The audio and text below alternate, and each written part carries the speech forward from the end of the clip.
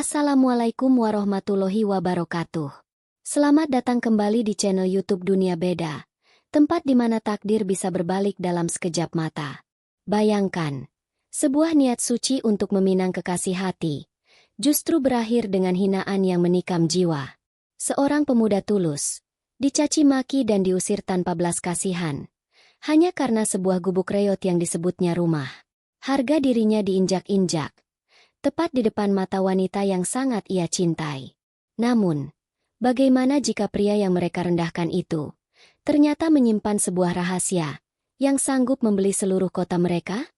Namun sebelumnya, bagi yang beragama Islam, saya sarankan untuk menuliskan sholawat Nabi Muhammad, agar kelak sholawat ini menjadi saksi untuk mendapat syafaat di akhirat. Like dan subscribe ke channel ini sangat membantu menambah wawasan dan membantu kami membuat cerita baru yang menghibur. Langit di atas Lembang, Bandung, begitu cerah pagi itu. Udaranya sejuk, membawa aroma tanah basah dan dedaunan dari kebun teh yang terhampar tidak jauh dari sana. Di dalam sebuah angkutan kota yang melaju pelan, duduk seorang pemuda bernama Bima. Ia mengenakan kemeja batik sederhana yang warnanya sudah sedikit memudar, dipadukan dengan celana bahan berwarna hitam. Wajahnya tenang, namun matanya memancarkan sebuah tekad yang kuat. Di sampingnya, duduk sepasang suami istri parubaya, Pak Karto dan Bu Imah. Wajah mereka tampak sedikit tegang. Bu Imah tak henti-hentinya merapikan kerudungnya dan memeluk erat sebuah tas anyaman bambu yang berisi oleh-oleh. Ada beberapa sisir pisang raja, sekantong singkong yang baru dicabut dari kebun, dan sebungkus gula aren buatan sendiri. Hadiah yang sederhana, namun dibawa dengan niat yang tulus. Ini adalah hari besar. Hari di mana Bima akan melamar kekasih hatinya, Sari. Pak Karto dan Bu Imah, yang sudah Bima anggap seperti orang tuanya sendiri, ikut serta untuk menjadi walinya. Tenang saja, Pak, Bu, ucap Bima lembut, melihat kegugupan di wajah keduanya. Yang penting niat kita baik. Sari adalah gadis yang baik. Keluarganya pasti juga baik. Pak Karto hanya mengangguk pelan, sementara Bu Imah tersenyum tipis, mencoba menenangkan hatinya sendiri. Perjalanan terasa begitu panjang, hingga akhirnya angkutan kota itu berhenti di sebuah gang yang tidak terlalu besar. Mereka turun, dan berjalan kaki memasuki gang tersebut. Rumah Sari adalah sebuah rumah mungil yang dicat berwarna hijau muda. Tampak bersih dan terawat, dengan beberapa pot tanaman bunga di terasnya. Dari dalam, keluar seorang gadis dengan senyum secerah mentari pagi. Itulah Sari. Ia segera menyalami tangan Pak Karto dan Bu Imah dengan sopan, lalu menatap Bima dengan tatapan penuh cinta. Hati Bima terasa hangat. Inilah wanita yang ia yakini akan menjadi pelabuhan terakhirnya. Mereka dipersilakan masuk dan duduk di ruang tamu yang sederhana. Bapak Heru, Ayah Sari, menyambut mereka dengan ramah. Ia seorang pria pendiam yang murah senyum. Silakan diminum, Pak, Bu, Nak Bima, ujar Pak Heru mempersilakan. Suasana terasa hangat dan penuh kekeluargaan.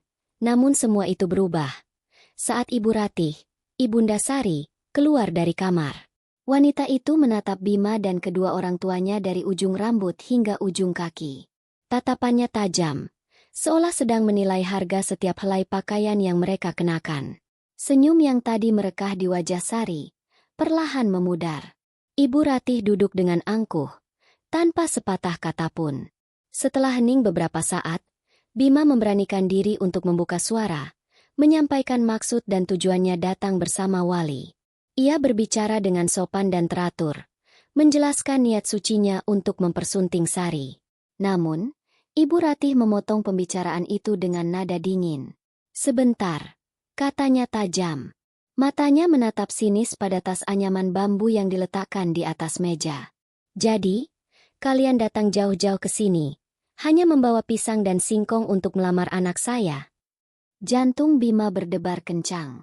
Ia sudah menduga ini akan terjadi. Maaf, Bu, hanya ini yang bisa kami bawa sebagai buah tangan. Tapi niat kami tulus. Tulus tidak membuat perut kenyang. Potong Ibu Ratih lagi, lebih tajam. Kamu kerja apa, Bima? Saya kerja serabutan, Bu. Kadang jadi kuli bangunan, kadang bantu-bantu di pasar. Jawab Bima jujur, sesuai dengan penyamarannya. Ibu Ratih tertawa. Tawa yang terdengar seperti hinaan yang paling menyakitkan. Kuli bangunan? Bantu di pasar? Ya Allah, kamu mau kasih makan anak saya apa nanti? Pasir dan semen? Kamu lihat Sari, anak saya ini sarjana. Kulitnya terawat, penampilannya cantik. Apa kamu sanggup membiayai perawatannya? Beli bedaknya saja mungkin kamu tidak akan sanggup. Sari mencoba membela. Ibu, cukup. Diam kamu, Sari, bentak ibunya. Matanya kembali menatap Bima. Lalu, di mana rumahmu? Saya dengar dari Sari, rumahmu di desa dekat sini. Rumah seperti apa yang kamu punya? Bima menarik napas dalam-dalam. Rumah saya sederhana, Bu. Hanya sebuah gubuk kayu peninggalan orang tua. Lagi-lagi Ibu Ratih tertawa. Kali ini lebih keras hingga air matanya keluar. Gubuk kayu? Rumah reot? Ya ampun. Mimpi apa kamu mau menikahi anak saya? Kamu itu tidak punya apa-apa. Kamu miskin. Bima, sadar dirilah. Anak saya pantas mendapatkan pria kaya, yang punya mobil, punya rumah mewah, bukan pemuda kere sepertimu. Dada Bima terasa sesak. Bukan karena hinaan itu untuknya, tapi karena ia melihat air mata mulai mengalir di pipi Sari. Pak Karto dan Bu Ima hanya bisa menunduk. Wajah mereka memerah menahan malu dan amarah. Ibu, aku cinta sama Mas Bima. Isak Sari. Aku tidak peduli dia punya apa. Aku bahagia sama dia. Bahagia katamu. Hardik Ibu Ratih. Cinta tidak bisa dipakai untuk bayar tagihan listrik. Cinta tidak bisa dipakai untuk beli beras. Kamu itu masih kecil. Tidak tahu apa-apa. Ibu melakukan ini demi masa depanmu. Wanita itu lalu berdiri, menunjuk ke arah pintu dengan jarinya. Sekarang, kalian semua pergi dari rumah saya. Saya tidak akan pernah merestui hubungan ini. Pulang sana. Jangan pernah tunjukkan wajah kalian lagi di sini. Bapak Heru mencoba menenangkan. Bu, sabar, Bu. Jangan begitu. Diam, Pak. Bentak Ibu Ratih pada suaminya. Bapak sama saja. Terlalu lembek. Lihat ini. Anak kita mau diseret ke dalam kemiskinan. Ia kemudian berjalan ke arah Bima, mendorong bahunya dengan kasar. Pergi. Atau perlu saya panggil warga untuk mengusir kalian. Dengan hati yang hancur, Bima berdiri. Ia menatap Sari untuk terakhir kalinya. Sebuah tatapan yang menyeratkan 1000 janji. Lalu, ia berbalik dan melangkah keluar, diikuti oleh Pak Karto dan Bu Imah yang berjalan tertatih-tatih. Pintu dibanting dengan keras di belakang mereka. Dari dalam, terdengar suara isak tangis Sari yang menyayat hati, beradu dengan bentakan ibunya yang terus menggema. Di teras rumah, di bawah tatapan beberapa tetangga yang mulai berkerumun, Bima hanya bisa mengepalkan tangannya. Ujian ini terasa lebih menyakitkan dari yang pernah ia bayangkan. Perjalanan pulang terasa 1000 kali lebih jauh daripada perjalanan pergi. Di dalam angkutan kota yang sama, kini hanya ada keheningan yang menyesakkan. Tak ada lagi harapan yang membuncah. Yang tersisa hanyalah gema penghinaan yang terus terngiang di telinga. Bu Imah sesekali menyeka sudut matanya dengan ujung kerudung. Pak Karto menatap kosong ke jalanan. Rahangnya mengeras menahan perasaan yang berkecamuk. Mereka merasa gagal. Merasa telah membuat Bima menanggung malu yang begitu besar. Akhirnya, Pak Karto yang pertama kali memecah kesunyian. Suaranya serak dan penuh penyesalan. Bima, maafkan kami, Nak. Kami tidak menyangka akan jadi begini. Kami sudah membuatmu malu. Bima menoleh. Senyum tipis yang dipaksakan tersungging di bibirnya. Ia meraih tangan Pak Karto yang keriput dan menggenggamnya erat. Bapak dan Ibu tidak salah apa-apa. Justru sebaliknya, Bapak dan Ibu sudah berakting dengan sangat baik. Saya yang seharusnya berterima kasih. Pak Karto dan Bu Imah saling berpandangan. Bingung. Akting? Apa maksud anak ini? Melihat kebingungan mereka, Bima hanya tersenyum lebih lebar. Sebuah senyum misterius yang sulit diartikan. Ia tidak menjelaskan lebih jauh, hanya menepuk-nepuk punggung tangan Pak Karto dengan lembut, seolah ingin mengatakan bahwa semua ini adalah bagian dari sebuah rencana besar. Sementara itu, di rumah bercat hijau muda, suasana tak ubahnya seperti medan perang yang baru saja usai. Sari mengurung diri di dalam kamarnya. Isak tangisnya masih terdengar, meski kini lebih pelan dan putus asa. Di luar pintu, Ibu Ratih terus mondar-mandir seperti setrikaan panas. Amarahnya belum juga reda. "Sudah, Sari, buka pintunya," katanya dengan nada ketus. "Untuk apa kamu tangisi laki-laki tidak berguna seperti itu? Dia itu penyakit. Kalau kamu menikah dengannya, hidupmu akan sengsara selamanya. Kamu mau setiap hari makan dengan lauk garam?" Tak ada jawaban dari dalam. Hanya suara isak tangis. "Dengar, ya. Dulu, mantamu si Doni. Dia datang ke sini bawa mobil bagus. Orang tuanya pengusaha properti di Kopo. Kamu malah menolaknya demi si Bima yang cuma kuli itu.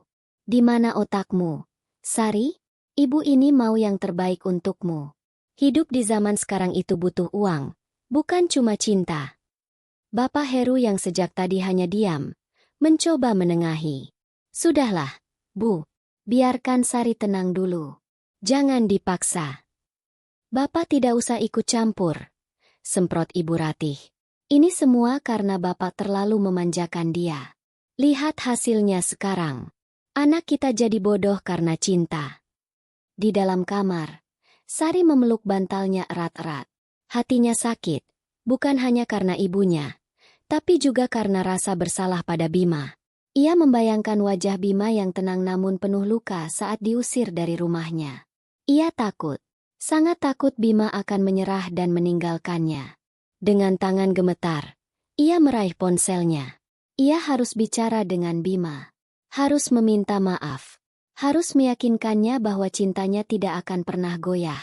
Ponsel Bima bergetar di dalam saku celananya. Nama, Sari sayang, tertera di layar. Bima membiarkannya berdering beberapa saat. Setiap detik terasa seperti 1 jam. Ia perlu tahu, seberapa besar perjuangan Sari untuk menghubunginya di tengah tekanan seperti ini. Akhirnya, ia menggeser tombol hijau. "Halo," sapanya pelan. Di seberang, terdengar isak tangis yang tertahan. "Mas, Mas Bima." Suara Sari terdengar parau. "Maafin ibu ya, Mas. Aku mohon, jangan tinggalin aku. Aku benar-benar minta maaf." Bima diam sejenak, membiarkan Sari menumpahkan semua perasaannya.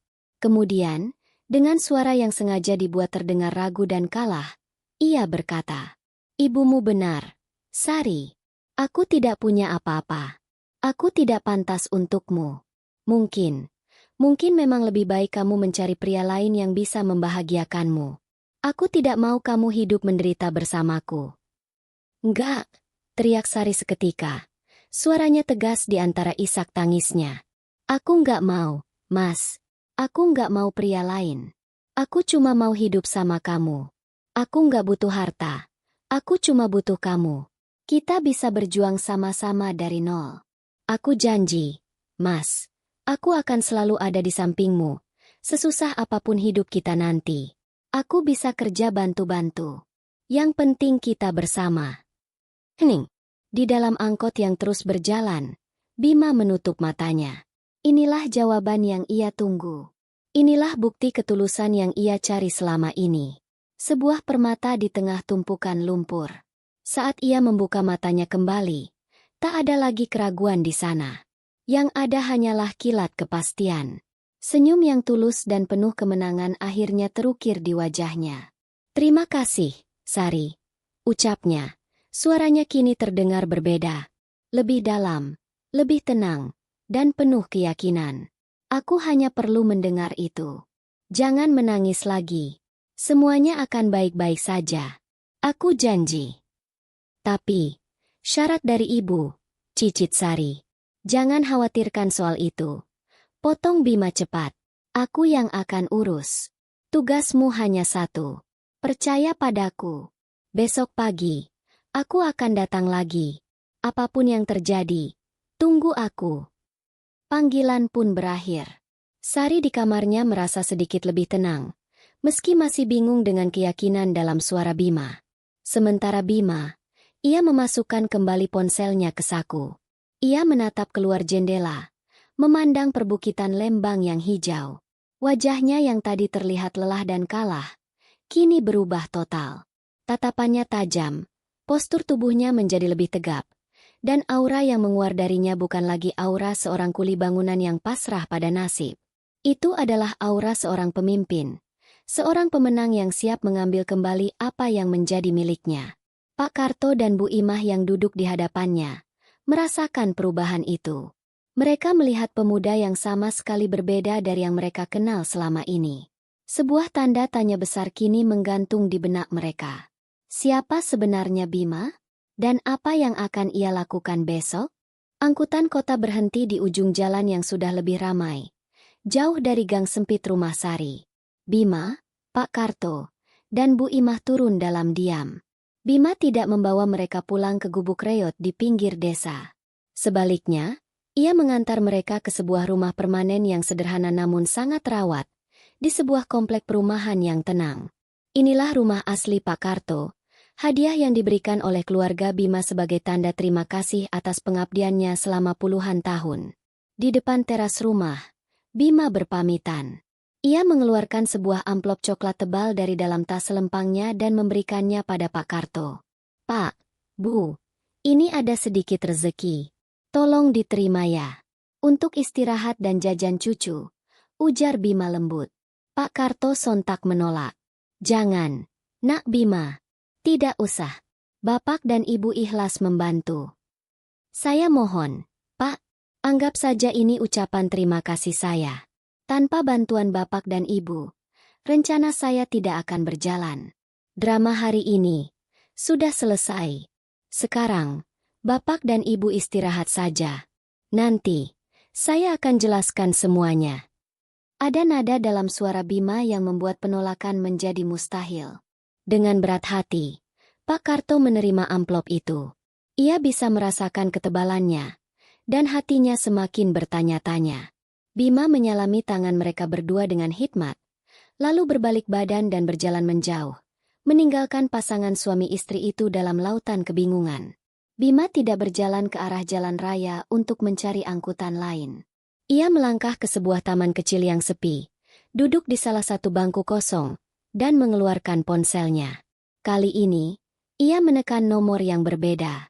Panggilan itu langsung dijawab pada dering pertama. "Andi, jemput saya." "Lokasi seperti biasa," kata Bima. Suaranya datar, dingin, dan penuh perintah. Sama sekali berbeda dengan suara pemuda lugu yang terdengar beberapa jam lalu. "Baik, Pak. Saya meluncur. 5 menit dari sekarang," jawab suara profesional di seberang telepon. Benar saja. Tepat 5 menit kemudian, dari tikungan jalan, sebuah mobil Toyota Alphard berwarna hitam metalik meluncur mulus tanpa suara. Kaca filmnya begitu gelap, membuatnya tampak misterius dan berwibawa. Mobil itu berhenti tepat di depan bangku taman tempat Bima duduk. Seorang pria muda berpenampilan necis dengan setelan jas hitam turun dari kursi pengemudi. Ia membungkuk hormat seraya membuka pintu belakang. "Selamat siang, Pak Brawijaya." Bima, atau lebih tepatnya Brawijaya, mengangguk singkat dan masuk ke dalam mobil. Pintu ditutup dengan pelan, meredam semua suara bising dari dunia luar. Di dalam, suasana berubah total. Aroma kulit mewah berpadu dengan sejuknya pendingin udara. Brawijaya menyandarkan punggungnya di kursi yang empuk, melepas kancing teratas kemeja batiknya yang terasa gerah, dan menghela napas panjang. Topengnya akhirnya dilepaskan. "Bagaimana, Andi? Apa semua sudah siap?" tanyanya sambil menatap lurus ke depan. Andi, sang asisten, menjawab sambil menyetir dengan tenang. "Semua siap, Pak. Dana tunai 1 miliar rupiah sudah selesai dihitung ulang dan dimasukkan ke dalam 2 koper aluminium.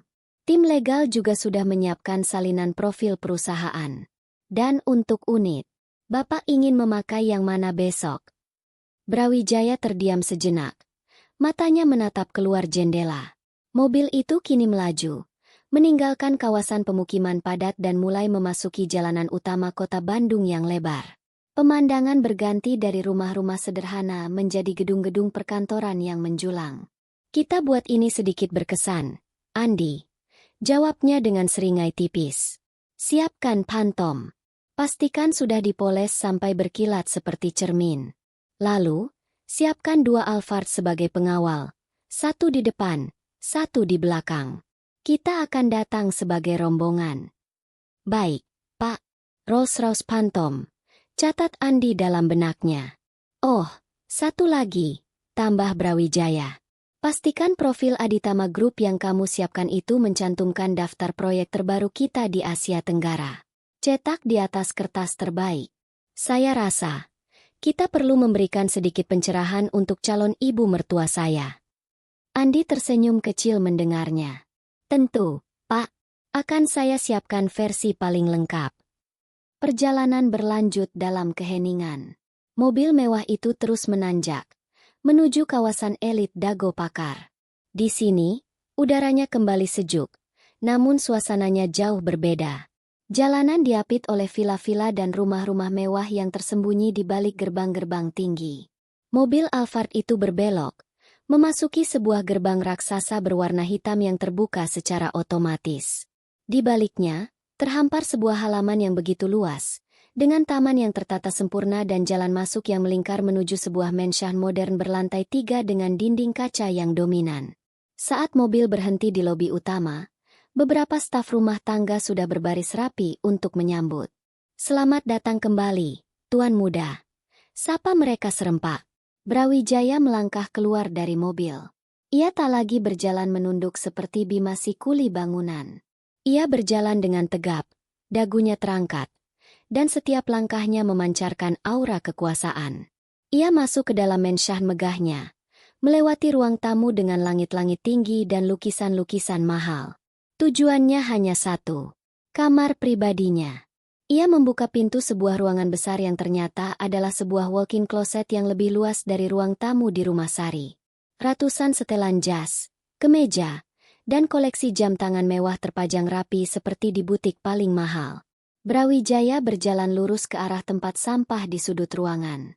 Ia melepas kemeja batik pudar itu, meremasnya, dan melemparkannya ke dalam tanpa ragu. Ia melakukan hal yang sama pada celana bahannya yang lusuh. Kini, ia berdiri bertelanjang dada di depan cermin besar setinggi dinding. Ia menatap pantulan dirinya lekat-lekat. Tak ada lagi jejak Bima yang polos dan lemah. Yang terpantul di cermin adalah Brawijaya Aditama. Wajahnya keras, tatapannya tajam, dan sorot matanya dingin penuh perhitungan. Besok adalah hari pembalasan. Malam itu, di rumah bercat hijau muda, tak ada satupun mata yang bisa terpejam. Udara Lembang yang biasanya terasa sejuk dan menenangkan, kini terasa berat dan menyesakkan. Di dalam kamarnya, Sari hanya bisa berguling ke kanan dan ke kiri di atas ranjang. Kata-kata terakhir Bima di telepon terus berputar di kepalanya seperti kaset rusak. Besok pagi, aku akan datang lagi. Apapun yang terjadi, tunggu aku. Sebuah janji yang terdengar begitu meyakinkan, namun terasa begitu mustahil. Logikanya menjerit, mengatakan bahwa semua itu hanyalah omong kosong untuk menenangkannya. Bagaimana mungkin seorang kuli bangunan bisa menghasilkan uang 1 miliar dan mobil mewah dalam waktu 1 malam? Tapi hatinya yang paling dalam, berbisik untuk percaya. Kepercayaan itulah satu-satunya hal yang ia miliki saat ini. Di ruang tengah, pertarungan lain sedang terjadi. Ibu Ratih dan Bapak Heru duduk berhadapan di bawah temaram lampu. Cangkir kopi di depan Bapak Heru sudah dingin sejak 1 jam yang lalu. Sudah benar keputusan ibu itu, Pak. Ujar Ibu Ratih memecah keheningan. Suaranya terdengar puas. Kita sudah menyelamatkan Sari dari masa depan yang suram. Besok pagi, aku akan menelepon Tante Lastri, ibunya si Doni. Biar Sari bisa bertemu lagi dengan Doni. Anaknya sukses. Bisnis propertinya di mana-mana. Jelas masa depannya terjamin. Bapak Heru menghela napas panjang. Asap rokok mengepul dari mulutnya. Bu, apa tidak sebaiknya kita pikirkan dulu perasaan Sari? Dia kelihatan sangat mencintai Bima. Bapak takut. Kita malah menghancurkan hatinya. Hati itu bisa diobati. Pak, luka di hati tidak lebih perih daripada luka karena perut yang lapar. Jawab Ibu Ratih ketus. Perasaan itu bisa berubah seiring waktu. Dulu waktu dijodohkan dengan Bapak, Ibu juga tidak cinta. Tapi lihat sekarang, baik-baik saja, kan? Bapak jangan terlalu lembek. Tugas kita sebagai orang tua adalah memastikan anak kita hidup enak, bukan hidup hanya bermodal cinta buta. Bapak Heru tak menjawab lagi. Ia tahu, berdebat dengan istrinya sama seperti berbicara dengan dinding. Ia hanya bisa menatap pintu kamar Sari yang tertutup rapat. Hatinya ikut merasakan kepedihan sang putri. Pagi akhirnya datang. Namun mentari seolah enggan bersinar terang. Langit tampak kelabu. Sama kelabunya dengan suasana di dalam rumah. Sari sudah bangun sejak subuh. Ia tidak sarapan. Hanya duduk di tepi ranjang sambil terus-menerus melirik jam dinding. Pukul 7. Pukul 8. Waktu terasa merayap begitu lambat. Setiap kali ada suara motor lewat di depan rumah, jantungnya berdebar kencang. Berharap itu adalah Bima. Namun harapan itu selalu pupus. Ibu Ratih yang melihat tingkah putrinya hanya bisa mencibir dari meja makan. Sudahlah, tidak usah ditunggu. Buang-buang waktu, katanya sambil mengoleskan selai roti. Memangnya kamu pikir pangeran gubukmu itu akan turun dari langit membawa sekarung uang? Paling sekarang dia sudah lari ketakutan. Tidak berani menunjukkan wajahnya lagi. Sari tidak menggubris. Ia hanya bisa berdoa dalam hati, memohon pada Yang Maha Kuasa agar ada keajaiban. Sementara itu, ratusan kilometer di atas perbukitan Dago Pakar, fajar justru tampak begitu megah. Sinar mentari keemasan menembus jendela-jendela kaca sebuah menshan, membangunkan penghuninya dengan kehangatan. Brawijaya Aditama sudah terjaga. Tidak ada kecemasan di wajahnya, hanya ada fokus dan ketenangan. Pagi itu ia mulai dengan berolahraga selama 1 jam di pusat kebugaran pribadinya yang super lengkap. Keringat membasahi tubuhnya yang tegap, memompa energi dan adrenalin untuk hari yang akan ia hadapi. Selesai mandi, ia menikmati sarapan ringannya di teras belakang. Hanya semangkuk buah segar, roti gandum, dan secangkir teh hitam. Matanya memandang ke bawah, ke arah kota Bandung yang terbentang seperti permadani. Dari ketinggian ini, semua masalah tampak begitu kecil dan mudah ditaklukkan. Tepat pukul 9, Andi datang menghadapnya, membawa sebuah tablet. Selamat pagi, Pak. Semua persiapan sudah selesai 100%. Tim sudah siaga. Dana tunai sudah berada di dalam koper di bagasi Phantom. Dokumen perusahaan juga sudah saya siapkan di dalam map kulit ini. Andi menunjukkan sebuah foto di tabletnya. 3 mobil mewah berbaris rapi di halaman depan.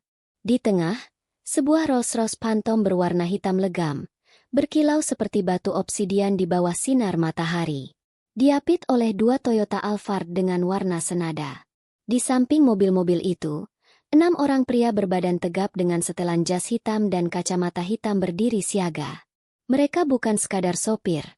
Mereka adalah tim keamanan pribadi Brawijaya. Ini bukan sekadar kunjungan. Ini adalah sebuah operasi. Brawijaya mengangguk puas. Ia menghabiskan tehnya, lalu bangkit dan berjalan menuju walk-in klosetnya. Inilah saatnya. Ia tidak memilih setelan jas yang paling mencolok, melainkan yang paling berkelas. Sebuah kemeja katun Mesir berwarna putih bersih, terasa begitu halus di kulitnya. Dasi sutra berwarna biru dongker ia ikat dengan simpul Windsor yang sempurna. Ia menyematkan sebuah jam tangan Patek Philippe Nautilus di pergelangan tangannya. Kilau platinumnya memancarkan kemewahan yang tidak berteriak. Terakhir, ia mengenakan setelan jas dari merek Italia, dijahit khusus untuk tubuhnya, berwarna abu-abu arang. Saat ia menatap cermin, transformasinya telah paripurna. Tak ada lagi Bima si pemuda desa. Yang ada hanyalah Brawijaya Aditama, seorang taipan muda yang tatapannya bisa membuat siapapun tunduk. Ia berjalan menuruni tangga utama mansionnya dengan langkah mantap. Para staf menunduk hormat saat ia lewat. Di lobi, Andi sudah menunggunya. Ia membukakan pintu utama yang menjulang tinggi. Brawijaya melangkah keluar. Sinar matahari menyambutnya. Andi segera berlari kecil untuk membukakan pintu belakang Rolls-Royce Phantom. Brawijaya masuk dan duduk dengan nyaman di atas kursi kulit berwarna krem yang empuk. Ia tidak mengucapkan sepatah kata pun. Pintu mobil yang berat itu ditutup oleh Andi. Suara, blam, yang mantap dan kedap seolah menjadi penanda, memisahkan dunianya yang penuh kuasa dengan dunia luar yang akan ia taklukkan. Perlahan, iring-iringan 3 mobil mewah itu mulai bergerak. Meluncur tanpa suara menyusuri jalan pribadi Menshan, keluar dari gerbang raksasa, dan mulai menuruni perbukitan Dago. Misi telah dimulai. Pukul 10 pagi. Di gang sempit tempat Sari tinggal, kehidupan berjalan seperti biasa. Anak-anak kecil berlarian sambil tertawa. Beberapa ibu-ibu duduk di teras sambil mengobrol, dan suara radio dangdut terdengar dari salah satu rumah. Namun, ketenangan pagi itu tiba-tiba terusik. Dari ujung gang, terdengar sebuah dengungan mesin yang halus namun berbobot. Sangat berbeda dari suara knalpot motor yang biasa lalu lalang. Semua kepala serentak menoleh. Sesosok monster hitam dan berkilauan muncul, bergerak dengan perlahan dan agung. Sebuah mobil Toyota Alphard hitam, diikuti oleh sebuah sedan super mewah yang panjang dan megah, yang bahkan orang awam pun tahu harganya selangit. Di belakangnya, satu lagi Alphard hitam mengikuti. Iring-iringan itu seperti rombongan pejabat tinggi yang salah jalan. Mobil-mobil itu terlalu besar, terlalu mewah untuk gang ini. Para tetangga sontak keluar dari rumah mereka. Obrolan berhenti. Tawa anak-anak terdiam. Semua mata tertuju pada konvoi yang bergerak lambat itu. Mereka berbisik-bisik. Siapa itu? Ada artis datang. Tanya seorang ibu. Bukan, itu mobil pejabat kayaknya. Mau ada penggusuran kali. Sahut yang lain dengan cemas. Iring-iringan itu akhirnya berhenti. Tepat di depan rumah bercat hijau muda milik keluarga Sari. Di dalam rumah, keributan di luar terdengar jelas. Ibu Ratih, yang rasa penasarannya selalu paling tinggi, menjadi yang pertama mengintip dari balik gorden jendela. Matanya langsung membelalak. Mulutnya ternganga.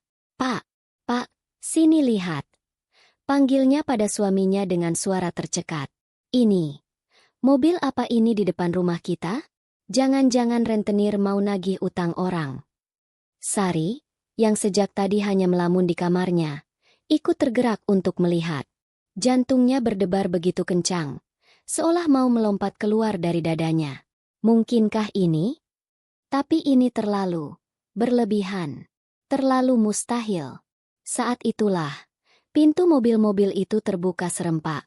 6 pria tegap berjas hitam keluar, berdiri siaga, membentuk barisan tak terlihat. Kemudian, dari kursi penumpang depan Rolls-Royce, keluarlah Andi. Ia merapikan jasnya, lalu berjalan dengan tenang ke arah pintu belakang. Dengan sebuah gerakan hormat, ia membuka pintu itu. Seluruh gang menahan napas. Sepatu pantofel kulit dari Italia yang berkilat seperti cermin adalah yang pertama menjejak tanah berdebu di gang itu. Kemudian, sesosok pria tegap melangkah keluar. Ia mengenakan setelan jas abu-abu arang yang memeluk tubuhnya dengan sempurna. Sinar matahari memantul dari jam tangan platinum di pergelangan tangannya. Ia berdiri sejenak, menatap lurus ke arah rumah Sari.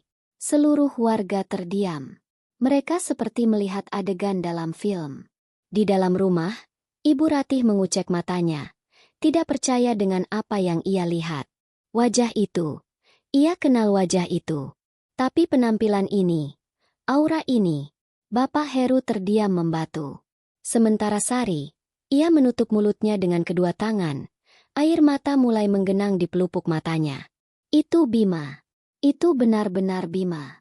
Tapi ia terlihat seperti orang yang sama sekali berbeda. Brawijaya, diapit oleh Andi, mulai melangkah. Para tetangga yang tadi berkerumun, secara refleks memberi jalan. Seolah ada kekuatan tak terlihat yang mendorong mereka untuk minggir.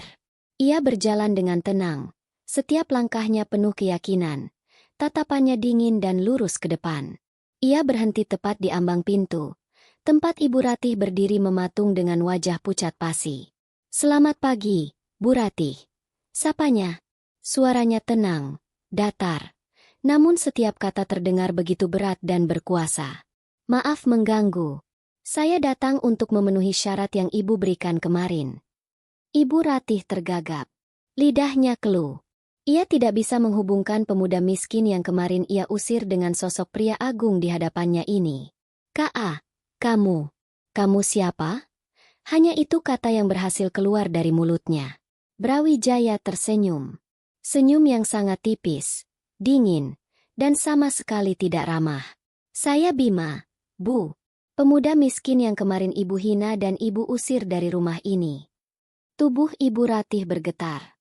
Atas isyarat dari Brawijaya, dua orang berjas hitam maju ke depan, membawa dua koper aluminium yang kokoh. Mereka meletakkannya di lantai teras. Andi melangkah maju, lalu membuka koper pertama dengan bunyi, klik, yang terdengar begitu nyaring di tengah keheningan itu. Mata semua orang terbelalak. Koper itu penuh sesak dengan tumpukan uang kertas 100 ribuan yang masih baru dan rapi. Sesuai permintaan Ibu kemarin, ujar Andi dengan suara jelas. 1 miliar rupiah, tunai. Ibu Ratih mundur selangkah, kakinya lemas. Ia menatap uang itu, lalu menatap Brawijaya. Kepalanya pusing. Andi kemudian mengambil sebuah map kulit dari tangan ajudan yang lain. Ia membukanya di hadapan Ibu Ratih. Dan jika Ibu masih bertanya-tanya siapa kami, lanjut Andi. Perkenalkan. Beliau, yang Ibu kenal sebagai Bima, adalah Bapak Brawijaya Aditama. Pendiri, sekaligus Direktur Utama dari Aditama Group. Andi membalik halaman map itu, menunjukkan bagan struktur perusahaan dengan logo-logo yang familiar, yang sering Ibu Ratih lihat di televisi dan pusat perbelanjaan. Perusahaan kami bergerak di bidang properti, pertambangan, dan jaringan retail, dengan proyek yang tersebar di seluruh Asia Tenggara.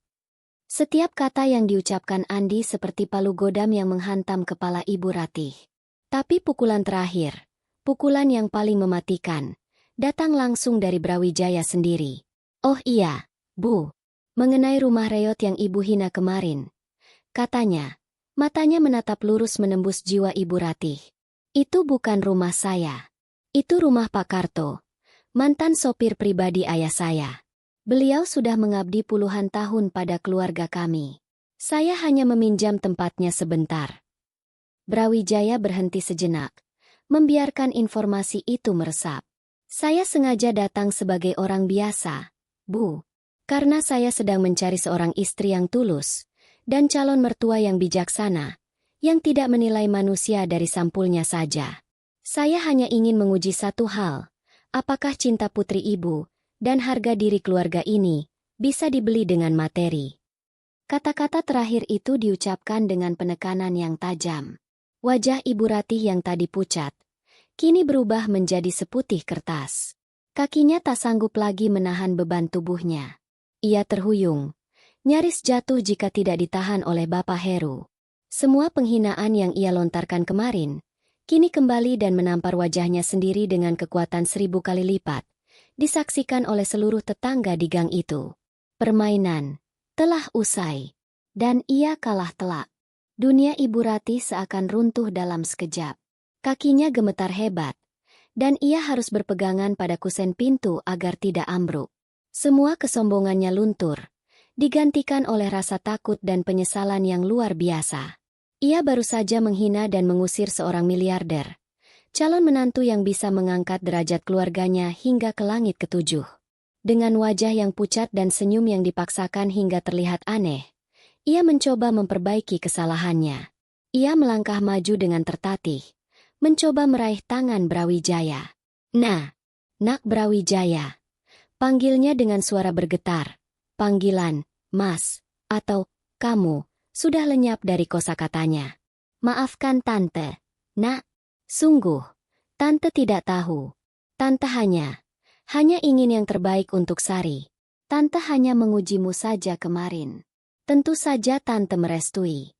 Ayo silakan masuk, Nak. Mari kita bicara di dalam. Anggap saja rumah sendiri. Sikapnya berubah 180 derajat. Dari singa yang mengaum menjadi seekor kucing yang penurut. Namun, Brawijaya sama sekali tidak memandangnya. Ia bahkan tidak menoleh sedikit pun. Ia berjalan melewati Ibu Ratih, seolah wanita itu hanyalah angin lalu yang tak kasat mata. Tujuannya hanya satu. Sari. Ia berhenti tepat di hadapan kekasihnya, yang masih berdiri di belakang orang tuanya sambil menangis dalam diam. Kini, tatapan mata Brawijaya yang tadi dingin dan tajam, berubah menjadi hangat dan penuh kelembutan. Itu adalah tatapan mata Bima yang Sari kenal dan cintai. Ia mengulurkan tangannya, menyeka air mata di pipi Sari dengan ibu jarinya. Sari, panggilnya lembut. Maafkan aku sudah melakukan semua ini. Aku hanya harus tahu. Setelah kamu melihat siapa aku yang sebenarnya, pertanyaanku masih sama. Apa kamu masih mau menikah denganku? Di tengah tatapan seluruh warga, di depan kemewahan yang membutakan mata, Sari tidak ragu sedetik pun. Ia mengangguk dengan mantap. Air mata haru kini mengalir semakin deras. Aku mau, Mas. Dulu, sekarang, dan selamanya. Aku cinta sama kamu, bukan karena ini semua. Ucapnya sambil mengibaskan tangan ke arah mobil dan koper uang itu. Tapi karena kamu, adalah kamu. Jawaban itu adalah musik terindah di telinga Brawijaya. Ia tersenyum tulus untuk pertama kalinya hari itu, lalu menarik Sari ke dalam pelukannya. Mereka berpelukan erat, melupakan sejenak semua kekacauan di sekitar mereka. Setelah melepaskan pelukannya, Brawijaya menoleh. Namun sekali lagi, ia mengabaikan Ibu Ratih. Ia menatap lurus pada Bapak Heru. Pak Heru, dengan segala kerendahan hati, saya tetap meminta restu dari Bapak, sebagai wali sah dari Sari, ucapnya dengan penuh hormat. Bapak Heru, yang sejak tadi hanya bisa diam, akhirnya menemukan suaranya. Matanya berkaca-kaca, terharu melihat ketulusan Brawijaya. Tentu, Nak Brawijaya. Tentu, restu Bapak sepenuhnya untuk kalian berdua. Jaga putri Bapak baik-baik ya. Nak. Pasti, Pak. Jawab Brawijaya tegas. Akhirnya, ia berbalik untuk pergi. Namun sebelum melangkah, ia memberikan satu pandangan terakhir pada Ibu Ratih.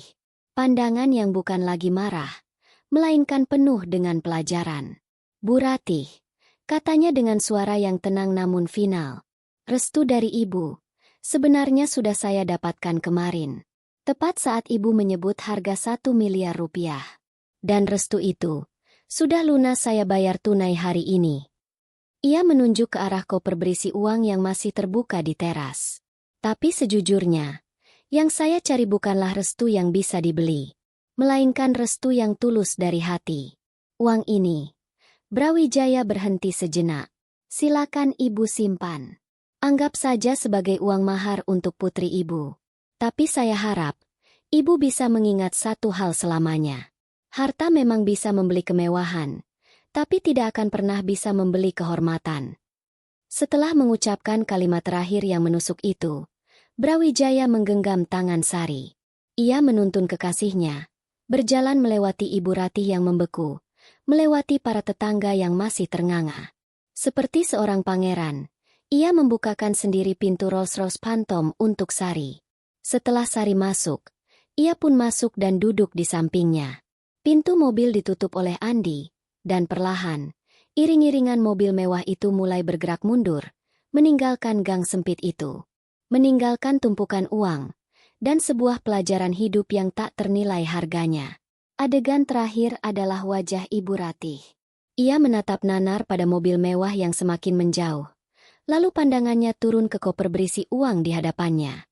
Wajahnya menunjukkan sebuah konflik batin yang hebat. Antara kebahagiaan sesaat karena mendapatkan harta, dan kehancuran abadi karena telah kehilangan harga diri. Tamat. Kisah Bima dan Sari mengajarkan kita sebuah hikmah yang mendalam. Bahwa kekayaan sejati seorang manusia tidak terletak pada apa yang ia kenakan atau apa yang ia kendarai.